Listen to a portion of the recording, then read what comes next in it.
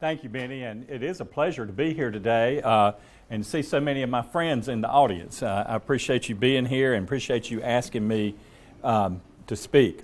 Some of you have seen this program before because I did it in January at the Agribusiness Council annual meeting, and in January I was asked if I would come and do it at the November meeting of the Historical Society, and I said, oh sure, that's fine. And didn't know that time would fly by so fast and we'd be right here today. And also I didn't know that NC State would be playing Florida State right now either. But at least it's not a home game, so we're safe on that. And I just hope we don't get embarrassed as badly as we did last night against William and Mary in basketball, because that was certainly an embarrassment. I'm glad to be here today to talk about one of my favorite subjects, and that is Duplin County agriculture. We have a rich heritage here that many of us have been a part of, and it started way back when this county was founded. And we're going to take a few minutes this afternoon and talk about some of the defining moments. And when you think about Duplin County agriculture and trying to tell that story in just a few minutes, I'm reminded of a time in my life when I had a secretary when I was working with Cooperative Extension, and she retired and decided that she was going to become a preacher.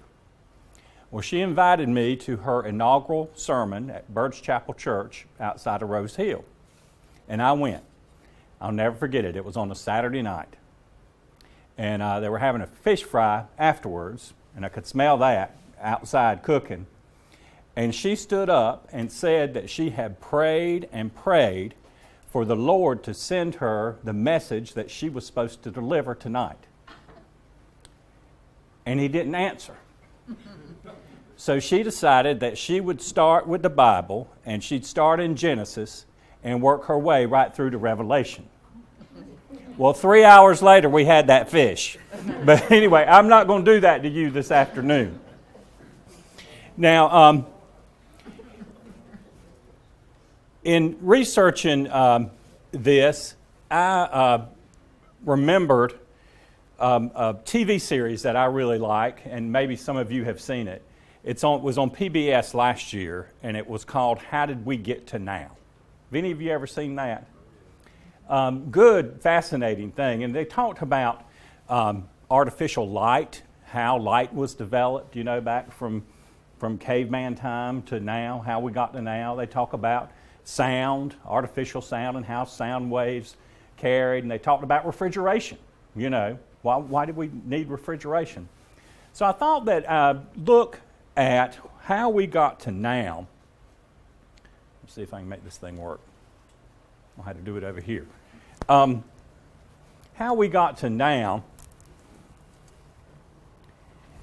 as far as Duplin County agriculture. How did we get to being the #1 agricultural county in income in the state of North Carolina and one of the top ones in the nation? How did it become the main economic engine of our county? Why can we grow and produce the greatest variety of crops, animals, and products of anywhere else in this state? And why do more of our landowners in Duplin County still have the original land grant from the King? Duplin County has more than any other county in the state. I asked somebody why that was, and they said, well, we were just too poor to go anywhere else, so we just stayed where we were.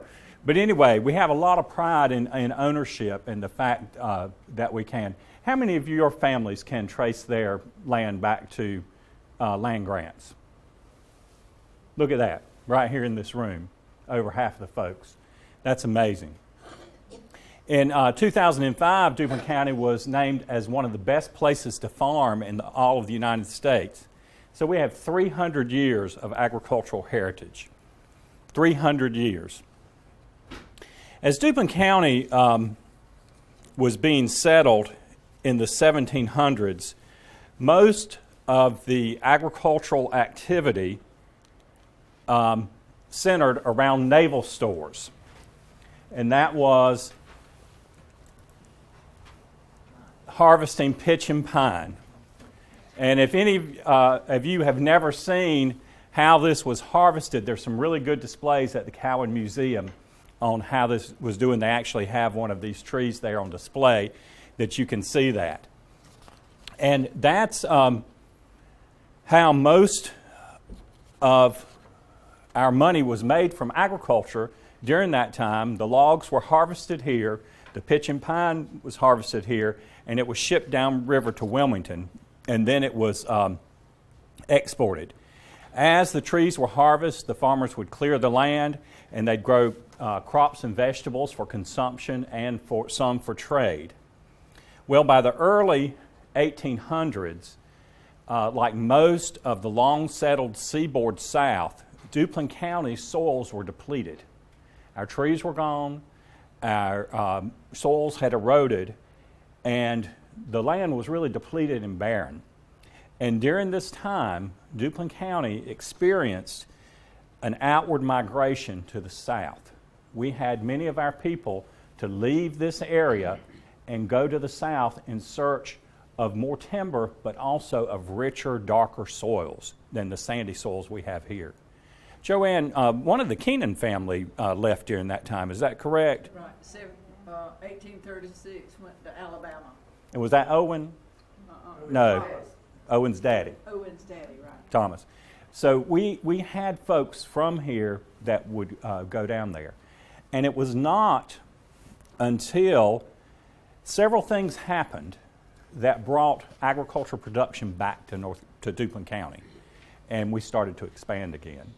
One of those was, Teresa, if you'll push that, was the Wilmington and Weldon Railroad, completed in 1840. That provided a very important trade route for Duplin County and infrastructure that we needed.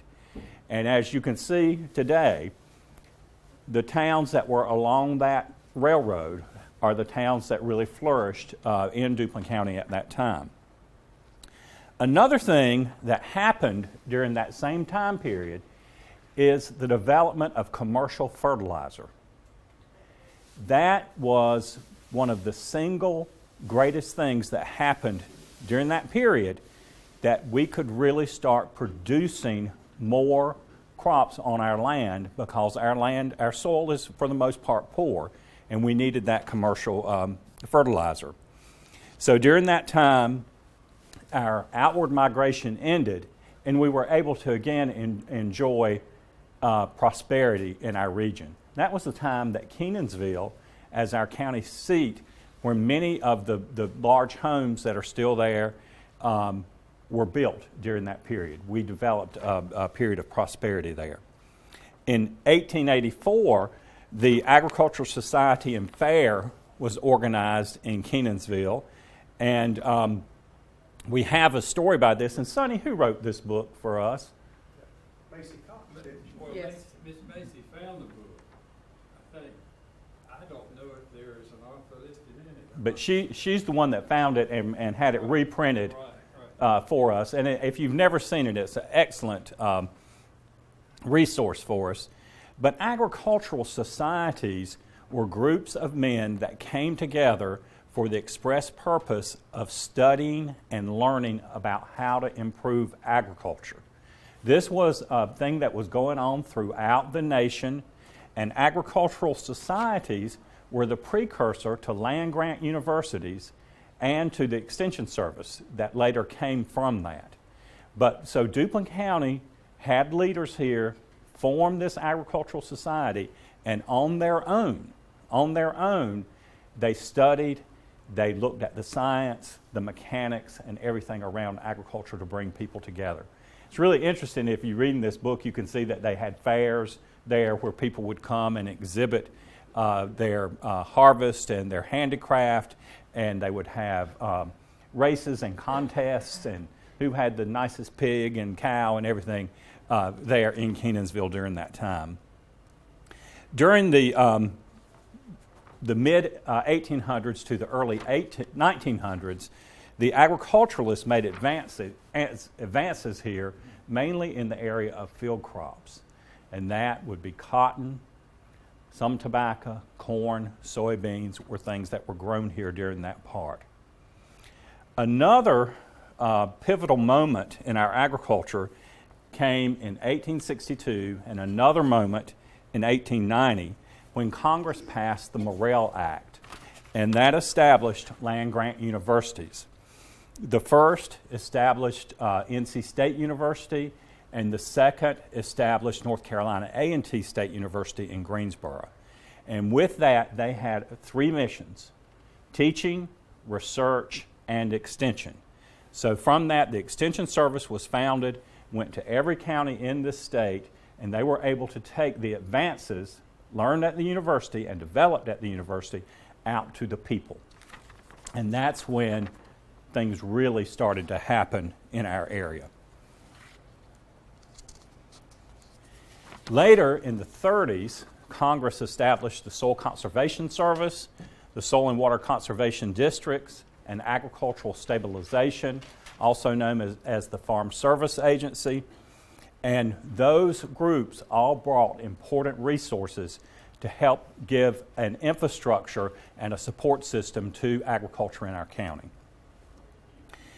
Now, during the early part of the 20th century, Duplin County became known for fruit and vegetable production. Our temperate climate in the spring of the year and access to the railroad meant that our spring crops had a market up north.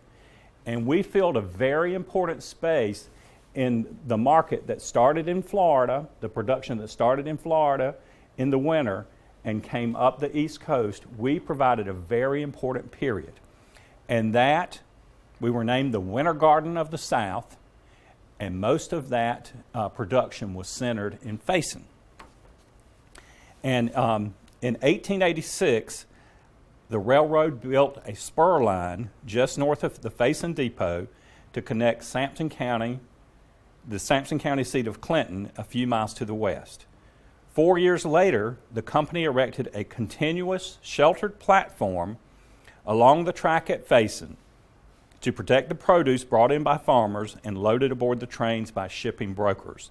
By the earliest 20th century, the vegetable market exceeded all other activities, and tenant farmers began actually to buy more land so they could produce those crops. A very important time in our history. During the 20s and 30s, local and out-of-state buyers populated Faison Market and brought increased demand for farm production.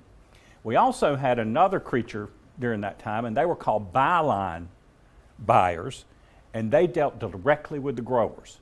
So even back in that time, not everything came through the auction market, but we did have those contacts through the byline markers that they dealt directly to that. In the early 1940s, the city site yielded to a new Faison produce market a mile west of town. And in addition to the produce market, cucumbers and pickles were also being another important industry that came to Faison during that time. The Cates Pickle Company was founded in 1898 by Charles F. Cates in the north central part of our state, not in Faison, but it moved to Faison in 1929 and 2 years later completed its production and processing facility. That plant allowed for opportunities for employment that we had never had in our area before, and it increased the economic and general welfare of the area. That plant was very, very important to Duplin County. It's still there. It's had several owners since the Cates sold it and now operates as Bay Valley Foods. And I was lucky enough with Joanne to have a tour there a few months ago, and still amazing what they can produce and what goes on and goes through that plant. So by truck and rail, vegetables were continued to ship to Canada, Boston, New York, Detroit, and then points west. And fruit and vegetable farming still thrives today thanks to smart producers, direct contracts, and to broader markets and improved cultural practices. We grow strawberries, we grow grapes, we grow blueberries, as many as anybody else in this state. And beginning in the early 1900s, strawberry production boomed in Duplin County, again because of our location, because of our climate, but mainly because of that train. We had a way to get our strawberries up north. In fact, through the 20s and 30s, almost every available acre around Wallace, Teachey, Rose Hill, Magnolia, and Calypso was planted in strawberries. We produce more strawberries here than anywhere else. They were shipped out on the local railroad depots, and I know some of you may remember that, but some of us have all heard stories about the strawberries, the lines and lines of strawberries at Wallace and at Faison. And how almost everybody in the community was involved in some form in strawberry production. Teresa, we can change that now. In fact, these little wooden crates, you remember these? These little containers? I'm hung up over here. I'm told that in Magnolia, you could go by and every family had a little production on their front porch, a machine that helped them put these baskets together. So even during the winter months, people were employed in strawberry production with this. Another important horticultural crop that was going on was canna lilies, produced around Magnolia and Rose Hill and Wallace during the same time period. But every berry was picked by hand. It was graded. We don't have grading going on much more. Graded by hand, and these baskets were even made by hand. I want to tell you about a funny quote. Some of you may have heard it. But in 1936, Eleanor Roosevelt came to the Strawberry Festival in Wallace, and this is what she said. "I was struck by the good looks of the men and women in the crowd." She said, "The girls are so very pretty, and they do not seem to me to need to accentuate their looks by any very startling use of cosmetics." So evidently we looked good when Eleanor Roosevelt came here.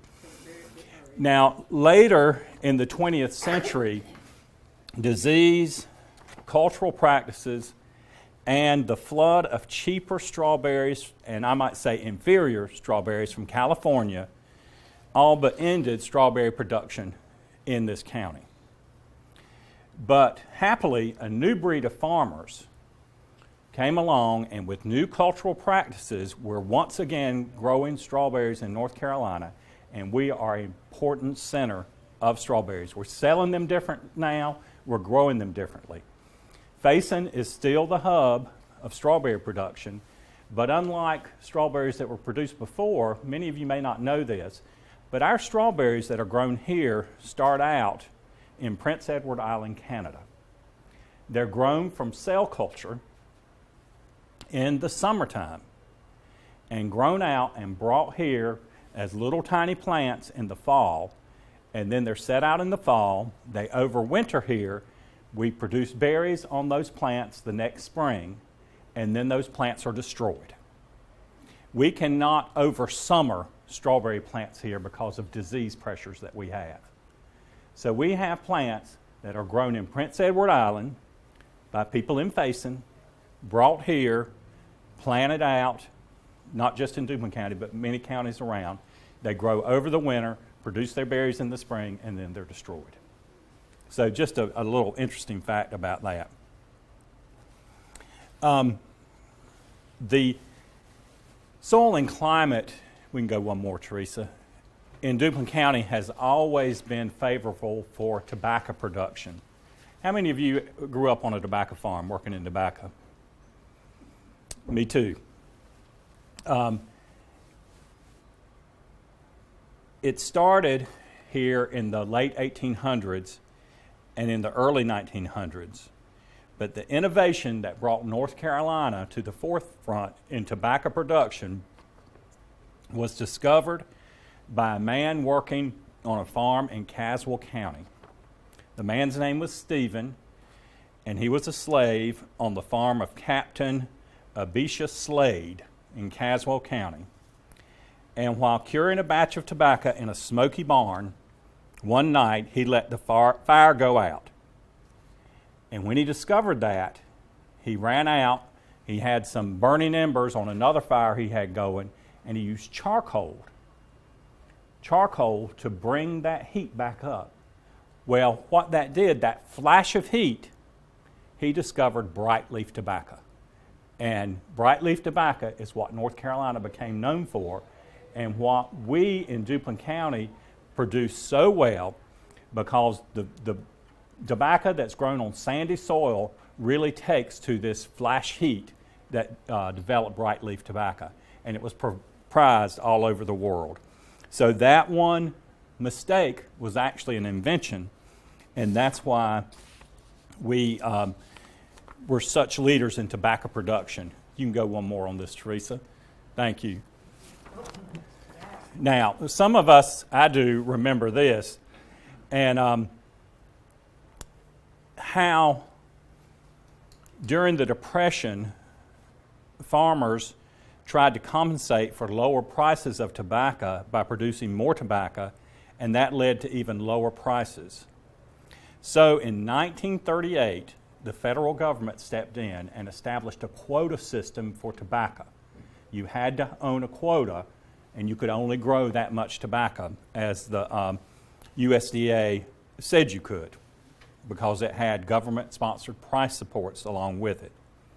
That stabilized and grew the price of tobacco, and when World War II came into being, we supplied soldiers with cigarette rations, and the post-war prosperity also boomed the demand for cigarettes, which grew until the early 1960s, when concerns about the dangers of smoking became a major public health issue. In fact, the U.S. Surgeon General in 1964 argued that smoking caused lung cancer and a host of other medical conditions. But tobacco was still a way of life in Duplin County, and during the 30s, 40s, 50s, 60s, 70s, 80s, and 90s, again, it was every hand on deck as tobacco was sowed, transplanted, cropped, topped, suckered, tied on sticks, cured in barns, graded, and prepared for market. And Nancy, I believe Snowdy was one of the last people in the county to grow tobacco and in a stick barn. Is that right? And it was so pretty too. Then he had to convert To the bulk barns. And those of us who grew up in stick barns can't believe what they do to tobacco in a bulk barn now, can we? But how many of us in this room give our experience in a tobacco field to the work ethic that we have today? And think about that. So it has been a very important part of our history, of our culture, and of our economy. Now, the quota system was done away with in 2005 through a thing called the buyout that ran for 10 years, where people could get regular payments for their allotment. That ended last year. And when that did, we still don't know what that's going to do to our agricultural economy, because those payments were very important to people who own those allotments. Now, along that same time, the USDA ended its allotment program for peanuts. And when peanuts were grown on allotment, nobody had an allotment in Duplin County. It was all centered in the northeastern part of North Carolina. And you may remember that. Williamston, Hertford, all areas north. Well, that area had been used for peanut production so long that those soils were really too expensive to grow peanuts on. So when that price support program ended, industrial farmers of Duplin County, entrepreneurial farmers of Duplin County, decided to add that to their cropping rotation. Now we're a major producer of peanuts. Had a bad year this year with all the rain at harvest time, but that has allowed many of our farms to diversify their operations. We have a private storage and processing company, one in Warsaw and in Kenansville, the 4 County Peanuts and Golden Grove Peanuts. And so, again, another moment that has changed agriculture in Duplin County. Cotton has been another important crop here. It has gone through highs and lows depending on market, depending on mechanization and that kind of thing, but it's still an important crop for our area. Now, let's talk about muscadine grapes for a minute. We're here in Rose Hill, after all, right? And we know that we're home. Duplin Winery is the largest muscadine winery in the world. They have, right here in Rose Hill, they produce 1.4 million gallons of wine per year. They have over 100,000 visitors here per year. The scientific community declared that the muscadine grape was one of the most antioxidant-rich substances on the planet, and that has made their sales soar. We also know they've just opened a new facility in North Myrtle Beach, and from what I understand, I've been by there, but I haven't been in it, but that's really going well as well. And then on the last Friday and Saturday in September, we celebrate all things muscadine at the North Carolina Muscadine Festival in Kenansville. Now, want to change slides here just a little bit. I can't talk about agriculture in Duplin County without talking about animal production, because now in our economy, animal production is the majority of the money that comes into our county and our economy. In 1954, I find this interesting, the USDA described Duplin County animal agriculture this way: 30 farms were classified as dairies in 1954. The milk cows are of grade quality, and a few farmers own more than one cow. Beef cattle, for the most part, are of scrub or grade quality, but there are a few Herefords there, just a few.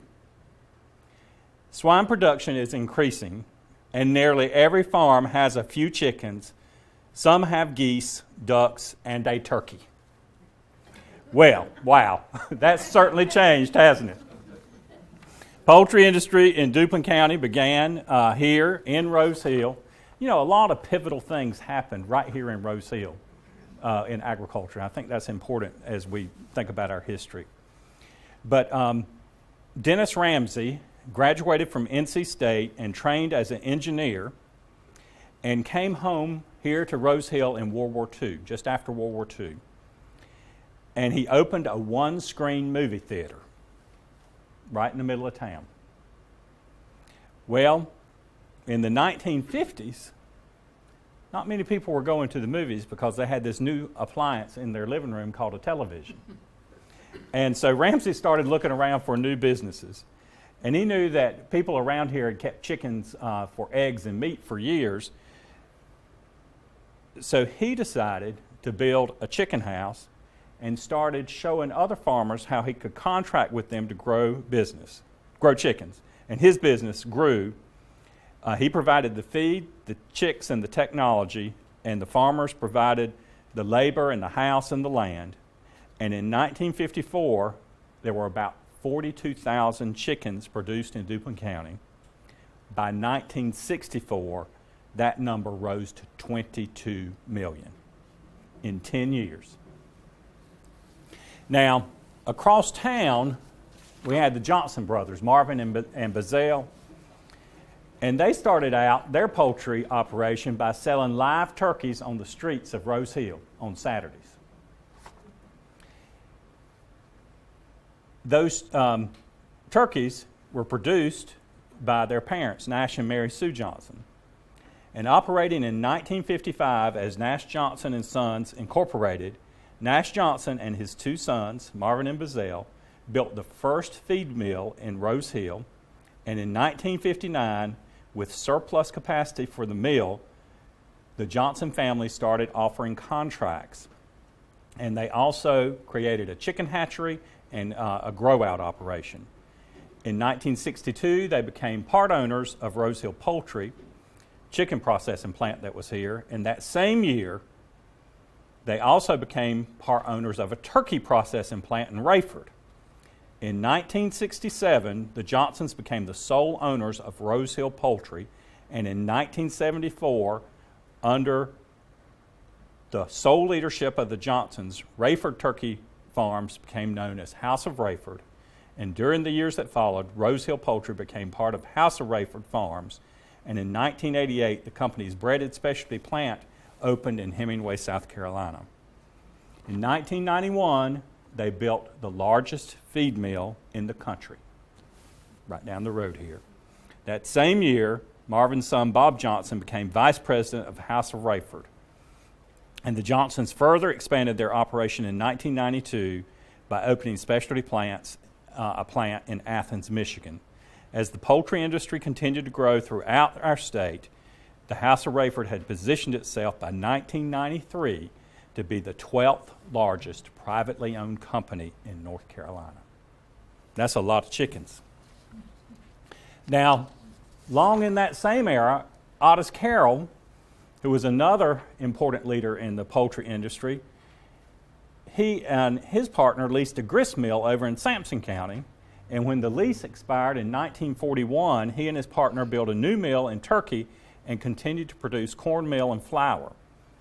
The byproducts they fed to hogs and cattle, and the company also increased the number of livestock they were feeding at the time and got in the poultry business in 1953 by constructing 11 broiler houses to grow broilers for local processors. That operation expanded and grew into Carroll's Foods. In addition, Carroll's got in the hog contracting business as well and involved in turkeys as well. They were the original owners, along with Goldsboro Milling, of the world's largest turkey processing plant that's also in Duplin County. So again, another pivotal moment. I'm behind on my slides, Teresa, sorry. Yep. Okay, we all know what a butterball turkey, that's what it is now. You can go back. Now, we can't talk about Duplin County without talking about pork production. And the idea of contract farming was the light bulb that went off in Wendell Murphy's head, and that's all he needed to turn his small feed mill into the largest swine producing system in the world. And for many Duplin County farm families, contract hog farming has provided a means to diversify their operation. It has provided for their families, and it's helped them keep their farms. It's helped them keep their families in farming. Now, most of you know Wendell's story and probably can tell it better than I can, but I want to share a little bit about what people like Wendell and Carroll's Foods and Browns of Carolina and Prestige Farms and Goldsboro Milling, Murphy Brown, now Smithfield Hog Production Division, what it's meant to our county. The Murphy family provided outstanding leadership, and they developed an infrastructure that's helped our quality of life here in Duplin. Because we in Duplin County are the #1 hog producing county in the nation. North Carolina is #2 in hog production nationwide. So the center of pork production is right here in our county, in our state, in our nation. And the money generated here sustains the pork industry, yes, but it also supports hundreds of farm families and turns over 4 to 5 times in our local economy, paying taxes, and it undergirds almost every business and industry that we have in our area.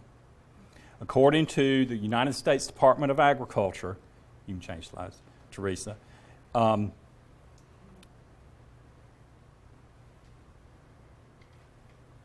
Duplin County produced $614 million worth, or 3% of the U.S. total of pigs, just right here in our county. Now, the pork industry has lived through some tough times. It's had public and political scrutiny. You can change.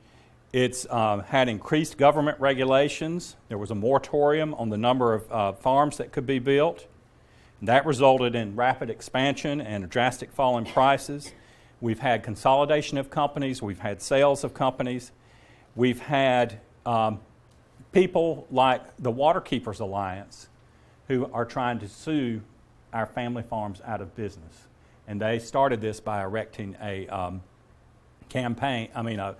billboard campaign in the eastern part of the state.